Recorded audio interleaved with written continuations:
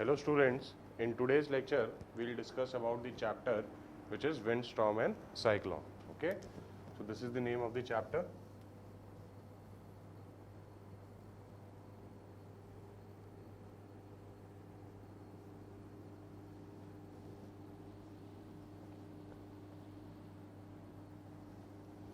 क्यों होते हैं, विंड किस वजह से फ्लो करती है, साइक्लोन्स किस वजह से बनते हैं, स्टॉर्म्स किस वजह से आते हैं, बेसिकली यही सब अपन इस चैप्टर में सीखेंगे. Okay, so firstly let's talk about wind. What is wind? Everyone is familiar with this term. हमने सभी सुन रखे हैं, इनके बारे में थोड़ी थोड़ी सी डिटेल अपन इस डिस्कशन के माध्यम से जानने की कोशिश करेंगे. Okay, so if we talk about wind, the moving air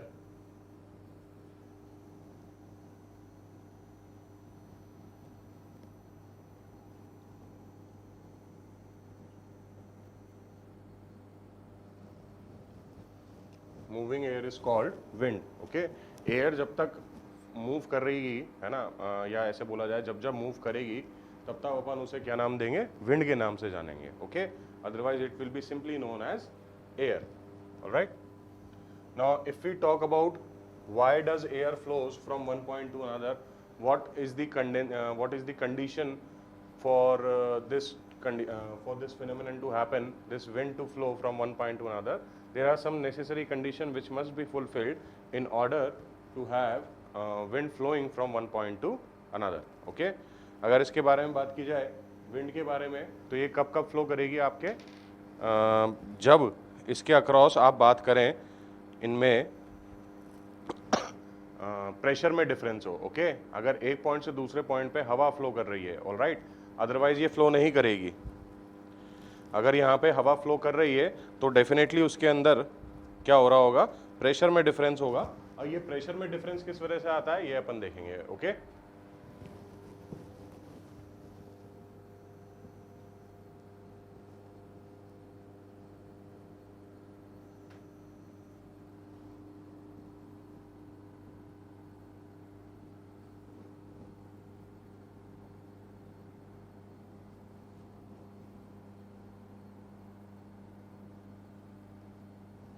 due to uneven heating of earth, हमारी जो अर्थ है वो इवनली हीटअप नहीं होती जब सन की रेज उसके ऊपर गिरती हैं. ओके, कई जगह पे ज़्यादा सन रेज गिर जाती हैं, है ना.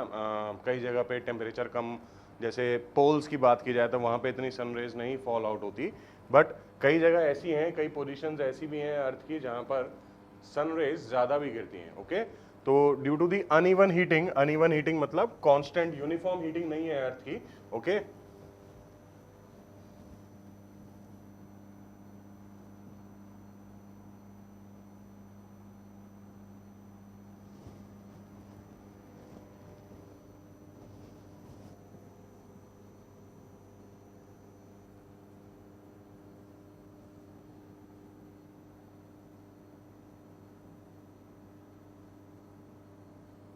कोई से भी दो पॉइंट्स की बात करें अपने अर्थ के, तो उनके बीच में जो टेम्परेचर होगा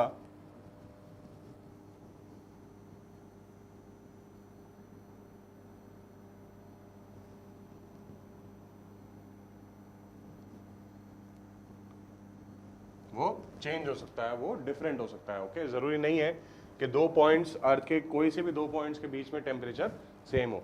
ओके, ऐसा भी ज़रूरी नहीं है कि दोनों में हमेशा डिफरेंस ही हो. Alright, there could be same temperature but there could be different temperature as well as. Okay, अगर इसके बारे में बात की जाए तो टेम्परेचर में डिफरेंस होने की वजह से क्या होता है वो देखते हैं अपन.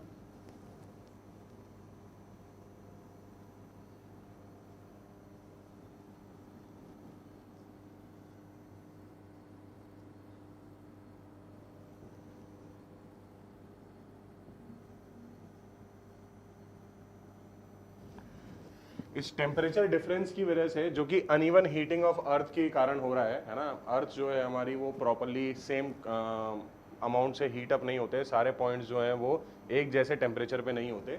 Okay, due to this temperature difference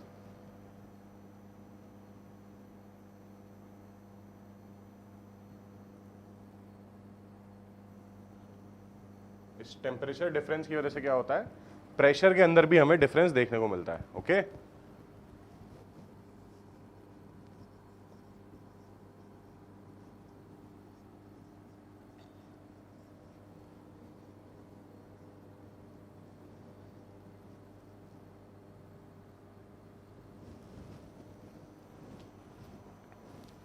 जहां पे टेम्परेचर ज्यादा होगा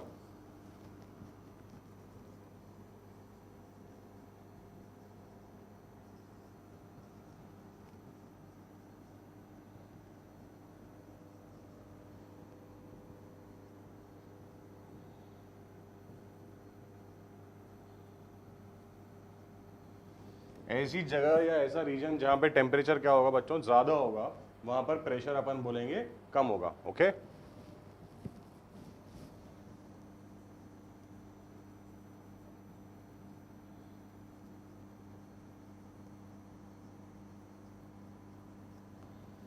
उस जगह पर प्रेशर क्या होगा, कम होगा। Okay, and vice versa.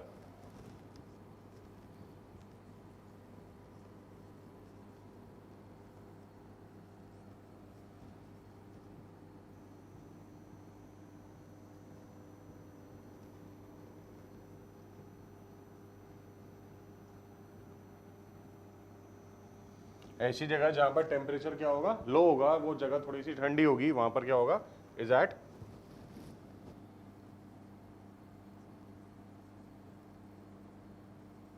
लो की जगह कैसा प्रेशर हो जाएगा, हाई। ओके, तो दो पॉइंट्स की अगर मैं बात करूं, किन्हीं भी दो पॉइंट्स की, तो एक पॉइंट ऐसा होगा जहां पे टेम्परेचर थोड़ा सा ज्यादा होगा, एक पॉइंट ऐसा होगा जहां पे टेम्परेचर थोड़ा सा कम होगा। ये टेम्परेचर किस वजह से कम होगा, हमने देखा क्योंकि सन जो है वो अर्थ की इवनली हीटिंग नहीं करता, अर्थ जो है वो यूनिफॉर्मली हीट अप नहीं होती सन की रेस की वजह से। ओके, तो जो अर्थ है हमारी वो अनइवनली हीटेड होती है, इस वजह से ही जो टेम्परेचर है वो डिफरेंस होता है किन्हीं भी दो पॉइंट्स के बीच में, और उन्हीं टेम्परेचर डिफरेंस की वजह से क्या अराइज होता है, प्रेशर में डिफरेंस अराइज होता है। राइट, तो इस प्रेशर में डिफरेंस की वजह से क्या होता है वो देखेंगे हम।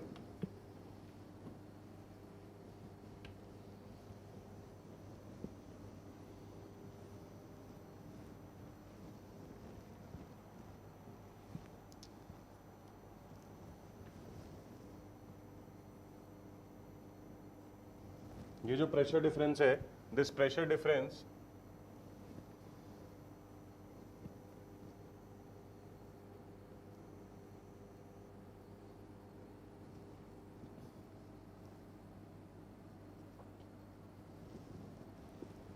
इस प्रेशर डिफरेंस की वजह से क्या होता है, एयर पार्टिकल्स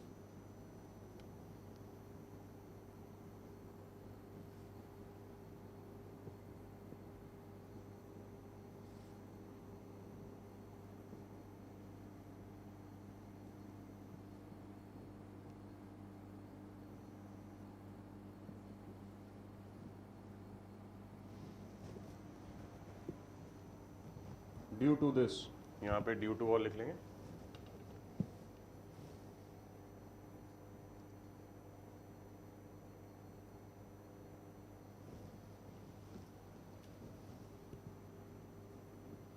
इसी प्रेशर डिफरेंस की वजह से बच्चों, due to this pressure difference air particles moves from high pressure to low pressure. ये जो एयर पार्टिकल्स हैं ये हाई प्रेशर से लो प्रेशर वाले रीजन में मूव करेंगे। Air particles move from higher pressure region to low pressure region, ठीक है, ये याद रखेंगे हम। And we say that wind is flowing, और तब अपन बोल सकते हैं कि हवा चल रही है एक पॉइंट से दूसरे पॉइंट पे। ओके, तो basically this was all the mechanism, ये सारा मैकेनिज्म था हमारा जिस वजह से हवा जो है वो एक पॉइंट से दूसरे पॉइंट पर मूव करेगी। ओके, हमने देखा किस वजह से एयर एक पॉइंट से दूसरे पॉइंट पर मूव करेगी बच्चों, क्योंकि जो अर्थ है हमारी वो इवनली हीट नहीं हो रही है, टेम्परेचर में डिफरेंस आने की वजह से प्रेशर में डिफरेंस आ रहा है। ओके, और प्रेशर में डिफरेंस आने की वजह से हमने देखा कि हवा एक जगह से दूसरी जगह पे एयर मूव कर सकती है, विंड फ्लो कर सकती है। ओके, अब अपन देखेंगे एयर प्रेशर क्या होता है।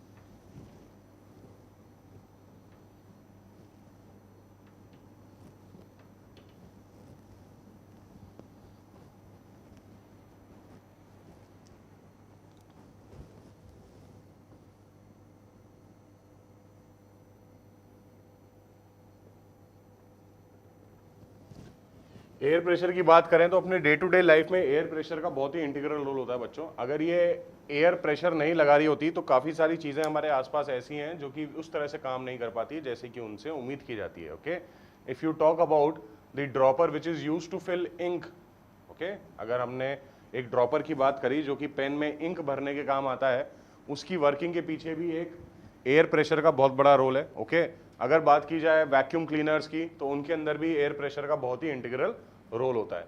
तो बेसिकली एयर प्रेशर है क्या, इसके बारे में अपन देखते हैं थोड़ा सा।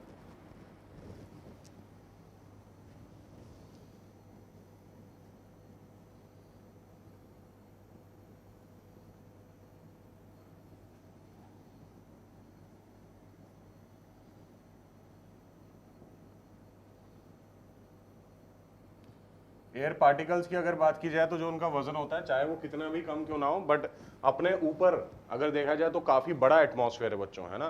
तो अर्थ के एटमॉस्फेयर की बहुत ही बड़ी होने की वजह से तो जो एयर होती है अपनी, जिस हवा की यहाँ पर बात की जा रही है, तो उस एयर का जो वेट होता है, the weight of air particle exerts a force on any given area। वो कोई से भी एरिया के ऊपर कुछ ना कुछ अमाउंट ऑफ फोर्स जरूर लगाएगा। किस वजह से लगाएगा? क्योंकि एयर पार्टिकल्स के पास भी चाहे कितने भी हल्के वो क्यों ना हो, थोड़ा सा वजन जरूर होगा, है ना।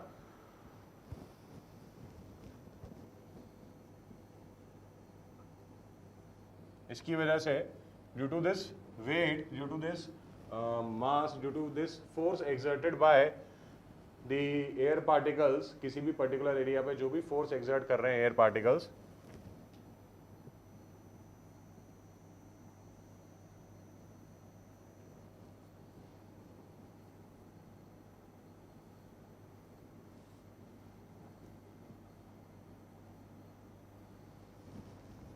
There is pressure experienced. Okay,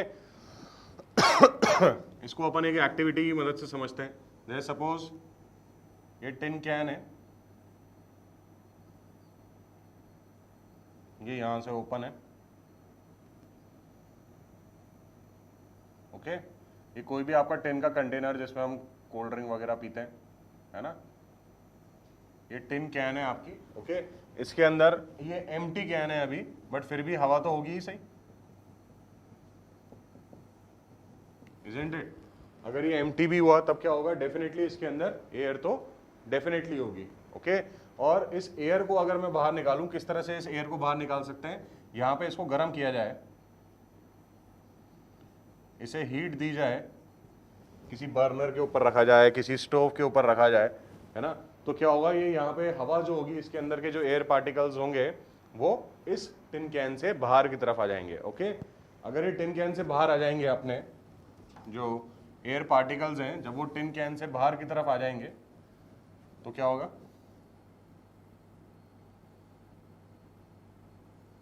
अंदर कैसा रीजन बन जाएगा? एक, अगर अंदर के रीजन की बात करें, अभी हाल फिलहाल जब इसको हीट करना हमने चालू करा था तब क्या हुआ था?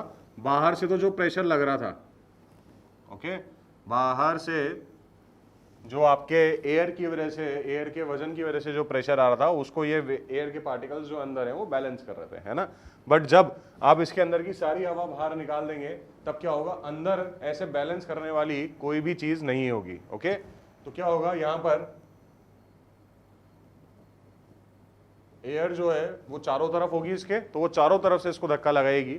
ओके, जिसकी वजह से ये क्या होगा? थोड़े टाइम बाद जब अपन इसको देखेंगे, इसको हीट करने के बाद जो ये टिन कैन है, इसकी सारी हवा अगर बाहर निकल जाएगी, तो थोड़े टाइम बाद हम देखेंगे कि ये जो टिन कैन है ये थोड़ा सा क्रश हो जाता है। ओके, डीफॉर्म हो जाता है। ओके, तो basically the crushing of tin can, ये एक्टिविटी हमने देखी। इसके अलावा भी बहुत सारे रियल लाइफ एग्जांपल्स हैं जिनके अंदर अपन एयर प्रेशर का एक इंटीग्रल रोल देख सकते हैं। ठीक है, तो हमने देखा कि जब भी अपन इसके अंदर की हवा को बाहर निकाल देंगे तब क्या होगा? ये बाहर की जो हवा है वो उसके ऊपर प्रेशर लगाएगी। अच्छा, यहाँ पे इस कैप को बंद कर देंगे हम। ओके, जब सारी हवा बाहर निकल जाएगी ना, तब इस कैप को बंद कर देंगे और फिर छोड़ देंगे इसे, है ना। हीट करना यहीं पे बंद कर देंगे, थोड़ी देर तक हीट करेंगे, फिर उसके बाद ये कैप लगा देंगे। तो उसके थोड़े टाइम बाद अपन देखेंगे जो ये टिन का कैन था वो थोड़ा सा क्रश हो जाएगा, वो डीफॉर्म हो जाएगा। Okay, this happens because of the air pressure, alright. इसे रब कर देना।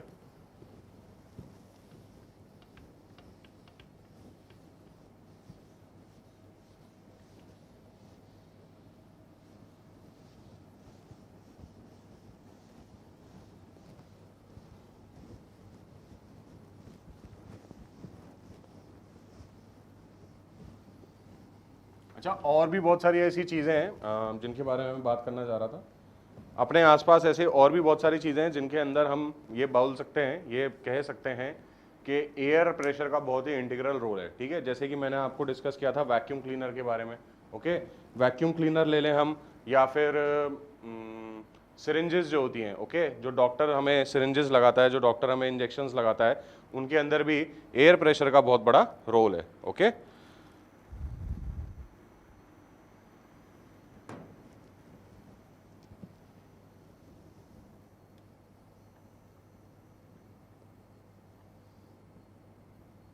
मूविंग एयर का मतलब जो विंड की ही बात हो रही है बच्चों, ठीक है। जब भी विंड फ्लो करेगी एक पॉइंट से दूसरे पॉइंट पर, तब अपन बोलते हैं तो उसके आसपास क्या होता है,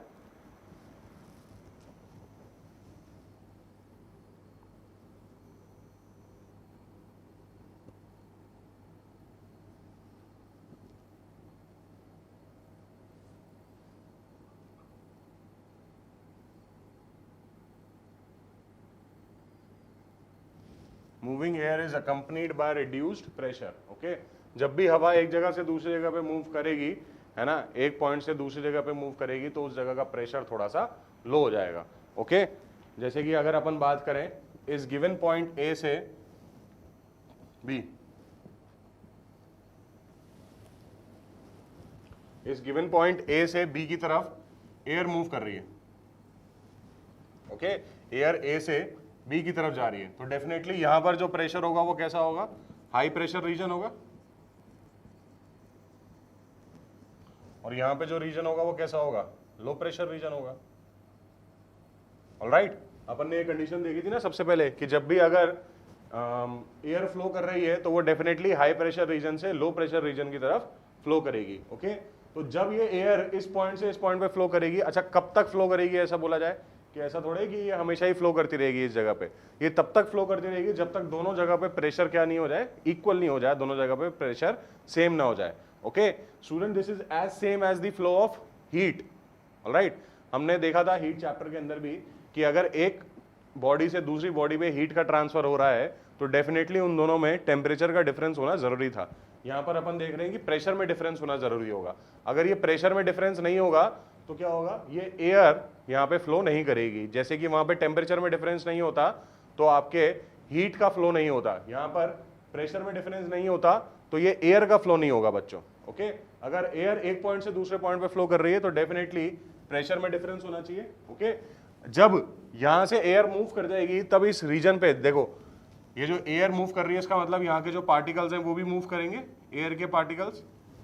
एयर के पार्टिकल्स अगर इस जगह से इस जगह मूव कर गए तो डेफिनेटली यहाँ पर एक कैसा रीजन बनेगा, यहाँ पे इस रीजन के अंदर प्रेशर हमारा थोड़ा सा कम हो जाएगा, ओके। इसको अपन एक और एग्जाम्पल की मदद से समझ सकते हैं।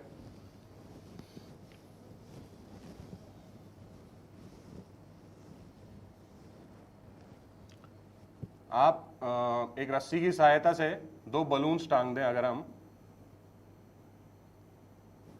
ओके। यहां पर दो बलून्स बना देते हैं अपन,